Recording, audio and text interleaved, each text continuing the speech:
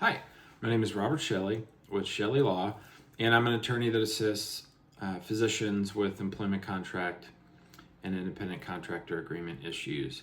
Today I'm going to talk about malpractice insurance for physicians. So what are the different types of insurance, professional liability insurance that you need to be aware of, and then maybe some red flags and some things you can do to negotiate. So what are the different types of malpractice insurance?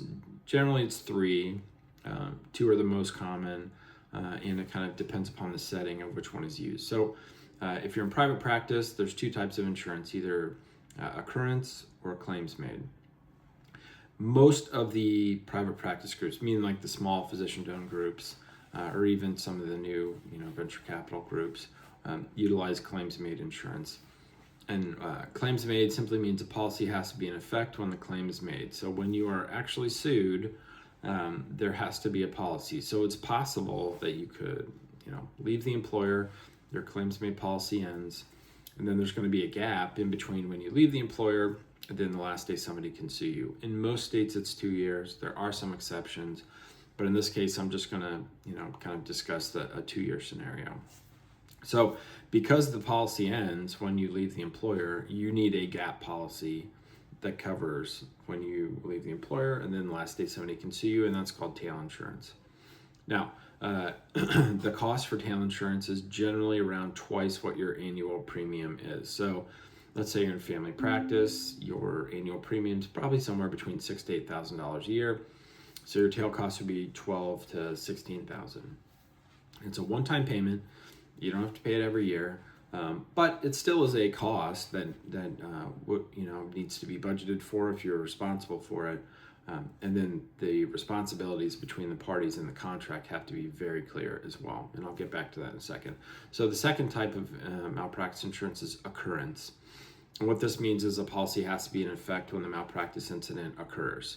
So no tail insurance is necessary. No additional insurance is necessary. If something happens, you are covered indefinitely. Now, why would somebody choose claims made over occurrence? Cost. Occurrence is generally about a third more expensive per year. So most employers, because they want to save costs, they'll utilize a claims made policy because it's a third cheaper, and they'll put the onus on the tail cost on the physician. Now, can you negotiate this? Absolutely. You can negotiate what type of insurance is used, and who is responsible for tail. Now, when it comes to type of insurance, yes, it can be negotiable, but for the most part, the employer is going to say, this is the type of policy we use. There's no negotiation as far as what type. Now, if it's the physician's kind of choice, I generally think occurrence is the smarter way to go. You don't have to worry about tail. The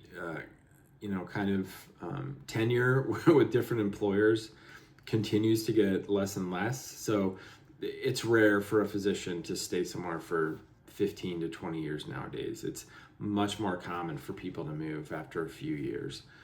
So if you just do the math, usually occurrence, works out as a little bit cheaper in the end. But if you're going to stay somewhere for a longer period of time, claims made might make more sense cost-wise. So this is something that needs to be negotiated. You can say who's responsible for tail.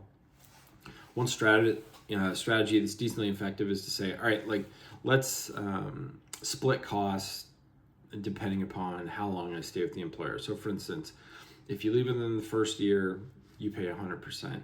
If you leave within the second year, maybe the employer pays a third. If you leave within the third year, they'll pay 2/3, something like that. Some kind of tying your tenure with the employer to the percentage of the cost that the employer pays is an effective strategy and something that many employers have been okay with. The third type of insurance that I mentioned at the very beginning is some of the larger hospital or healthcare networks are self-insured. So not to get too detailed here, but generally if they have a self-insurance program, no tail insurance is necessary, and therefore you don't have to worry about it. At the most basic level, if you're employed by a hospital or a healthcare network, it is very unlikely that you are ever going to have to pay tail insurance. Now, this is specialty dependent cost-wise. Like an OBGYN generally pays or has the highest annual premium, and therefore their tail can be extraordinarily expensive. Whereas I said before, a family medicine, or maybe if you're in peds, is much less expensive. And so this can be something that's very important for an OBGYN and maybe less important if you're in family med. So that's a little primer on malpractice insurance for physicians.